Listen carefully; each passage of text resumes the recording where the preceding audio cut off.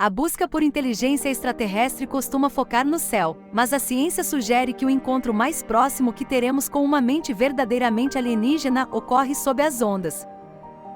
O polvo representa um abismo evolutivo de 600 milhões de anos em relação aos seres humanos. Enquanto nossos ancestrais ainda eram organismos rudimentares, os cefalópodes já trilhavam um caminho único de complexidade nervosa e física.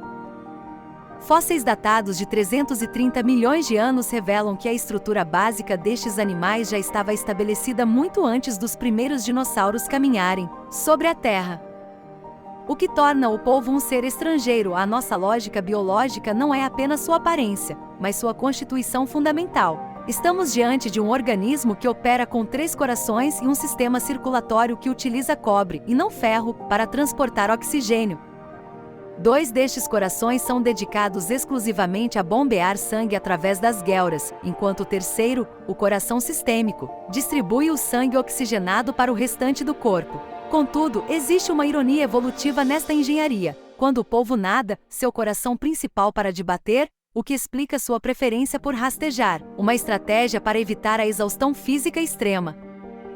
A cor azul do sangue é resultado da hemocianina, uma proteína que utiliza 2 átomos de cobre para ligar uma única molécula de oxigênio. Esta adaptação não é meramente estética, ela é vital para a sobrevivência em ambientes abissais frios e com baixo teor de oxigênio, onde a hemoglobina baseada em ferro seria ineficiente. No entanto, essa especialização torna o animal vulnerável a alterações no pH da água, o que coloca os polvos na linha de frente dos riscos causados pela acidificação dos oceanos. Se você se sente fascinado pela forma como a natureza cria soluções que parecem ficção científica, este é o lugar certo. Inscreva-se no canal para não perder nossa série sobre as mentes mais enigmáticas do planeta. Sua inscrição ajuda a financiar expedições científicas como as que você verá a seguir. Esta anatomia exótica suporta uma das mentes mais complexas do reino animal. Mas onde exatamente reside essa mente? Em um polvo, a resposta é em quase todos os lugares. Você sabia que um braço de polvo amputado pode continuar a caçar e até tentar levar comida para uma boca que não está mais lá? No próximo bloco vamos explorar a democracia neural de 9 cérebros e descobrir por que a inteligência do polvo está espalhada por seus 8 braços.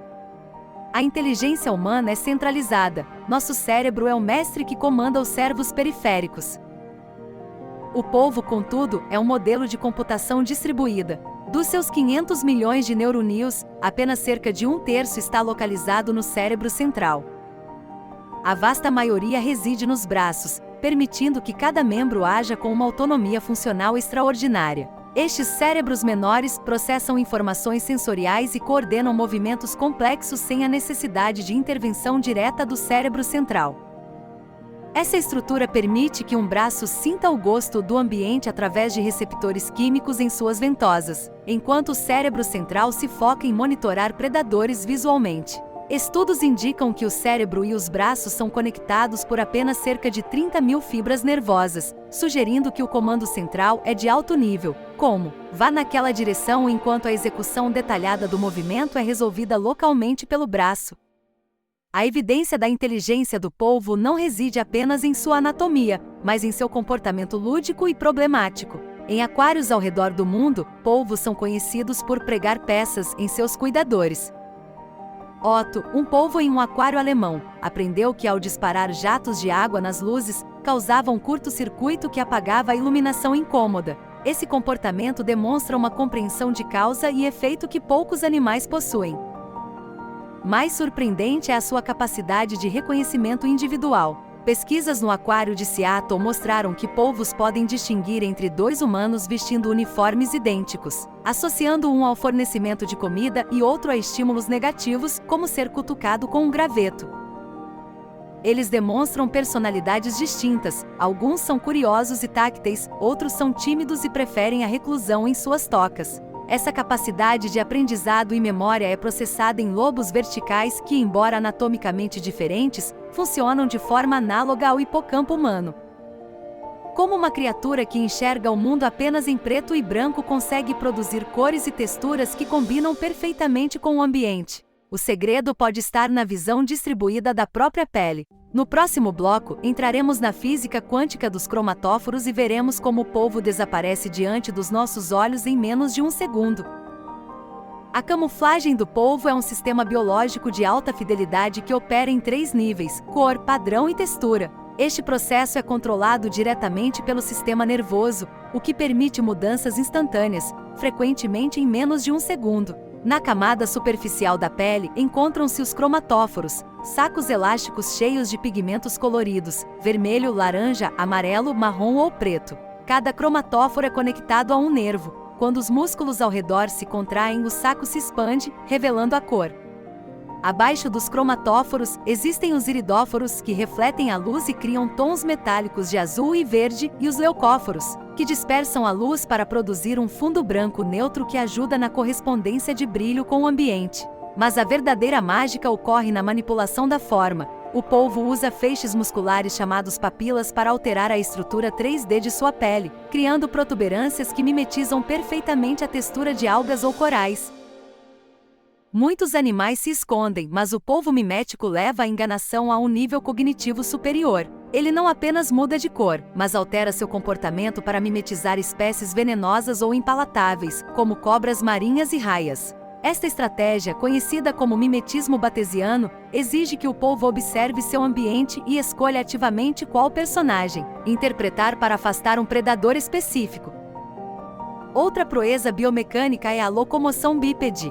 Ao contrário de quase todos os outros invertebrados, algumas espécies de polvos, como o Amphioktopus marginatus, utilizam 2 de seus braços como pernas para correr pelo fundo do mar, enquanto os outros 6 braços são mantidos próximos ao corpo para manter um disfarce de cocô flutuante ou alga. Este movimento é possível graças a um hidróstato muscular, um sistema onde a rigidez é criada pela contração muscular contra o volume constante de fluidos internos, eliminando a necessidade de ossos. Embora sejam mestres da furtividade, existe um gigante que não teme o combate. O polvo gigante do Pacífico é conhecido por caçar tubarões e aves marinhas, mas seu fim é uma das histórias mais trágicas e heróicas da biologia. Por que a evolução programou esses gênios para morrerem no auge de sua inteligência? No próximo bloco, o sacrifício final. Nas águas geladas do Pacífico Norte, habita o titã dos cefalópodes, o polvo gigante do Pacífico, com uma envergadura que pode ultrapassar os 9 metros e um peso recorde de 272 kg. Este predador de topo é capaz de proezas de força inimagináveis. Ele não se alimenta apenas de crustáceos e peixes. Existem registros documentados deste animal capturando pequenos tubarões e até afogando gaivotas na superfície. A eficiência de sua caça deve-se à combinação de furtividade noturna e armamento biológico. Ao morder uma presa, ele injeta uma saliva carregada de toxinas que paralisa o sistema nervoso da vítima. Além disso, ele possui uma língua serrilhada chamada rádula, usada para perfurar carapaças duras de lagostas e caranguejos. Seus restos de comida são frequentemente descartados em pilhas fora de suas tocas, conhecidas como middens ou lixeiras, que servem como pistas para mergulhadores localizarem seus esconderijos. Apesar de sua força, a vida de um polvo é efêmera. A maioria das espécies vive apenas 1 ou 2 anos, enquanto o gigante do Pacífico atinge no máximo 5 anos. O processo de reprodução é uma sentença de morte programada. Após o acasalamento, o macho entra em um estado de declínio e morre pouco tempo depois. A fêmea, contudo, protagoniza um dos atos mais extremos de cuidado parental da natureza. Ela pode botar até 100.000 ovos e passará os próximos meses, às vezes até 1 ano em águas frias, guardando-os obsessivamente. Durante todo este período, ela não se alimenta. Seu foco total é proteger os ovos de predadores e garantir que eles recebam oxigênio através de jatos de água constantes. No momento em que os minúsculos polvos finalmente eclodem, a mãe, exausta e faminta, morre. Esse processo é desencadeado por secreções da glândula óptica que forçam o animal a parar de comer. Um mecanismo evolutivo que talvez sirva para evitar que a mãe compita por comida com seus próprios filhotes.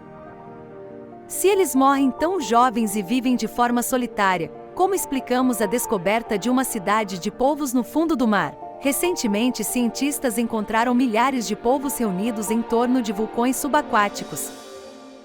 E há algo ainda mais estranho. O seu DNA contém genes que não deveriam existir em nenhum invertebrado da Terra. Seriam eles realmente de origem cósmica? No próximo bloco, o mistério do jardim de polvos e a teoria do DNA alienígena. Acreditava-se que os polvos eram solitários por natureza, mas descobertas recentes ao largo da Califórnia e da Costa Rica revelaram o jardim de polvos. A mais de 3 quilômetros de profundidade, cientistas encontraram concentrações massivas de mais de 20.000 indivíduos. Este não é um evento social, mas sim uma estratégia de incubação em massa. Em profundidades abissais, onde a temperatura da água é de gélidos 1,6 graus Celsius, um ovo de polvo levaria até 8 anos para eclodir. Ao se reunirem em torno de fontes hidrotermais que elevam a temperatura local para cerca de 11 graus Celsius, as mães conseguem acelerar o metabolismo dos embriões, reduzindo o tempo de incubação para menos de 2 anos. Este calor é uma dádiva geológica de vulcões inativos como Davidson Seamon, criando um oásis de vida onde o tempo biológico corre mais rápido que o ambiente circundante. O mistério final dos polvos reside em seu código genético. O sequenciamento do genoma do polvo comum revelou 33.000 genes codificadores de proteínas, consideravelmente mais do que os seres humanos. O que intriga os geneticistas é a presença de genes novos que parecem ter surgido do nada na árvore evolutiva, sem ancestrais claros. Isso levou um grupo de 33 cientistas a publicar um artigo altamente controverso sugerindo que a inteligência dos polvos poderia ter raízes extraterrestres, possivelmente via panspermia, vírus espaciais que infectaram cefalópodes primitivos há milhões de anos. Embora a maioria da comunidade científica rejeite a teoria alienígena em favor da evolução terrestre acelerada, a singularidade do polvo permanece indiscutível. Sua capacidade de editar seu próprio RNA para se adaptar instantaneamente ao ambiente é algo que a medicina humana ainda sonha em replicar. Hoje, a engenharia de soft robotics utiliza a biomecânica do polvo para criar robôs flexíveis capazes de cirurgias minimamente invasivas e explorações em ambientes hostis, provando que, alienígenas ou não, os polvos são os arquitetos do futuro tecnológico. A Odisseia do Polvo nos mostra que a inteligência pode assumir formas que jamais imaginamos. Mas o oceano guarda segredos ainda maiores. Se você ficou chocado com a mente descentralizada dos cefalópodes, precisa conhecer a cultura e a linguagem complexa das cachalotes, as baleias que possuem dialetos regionais e transmitem tradições por gerações. Clique no vídeo ao lado para descobrir se elas são as verdadeiras detentoras da história do mar. Obrigado por assistir. O abismo ainda tem muito a nos contar.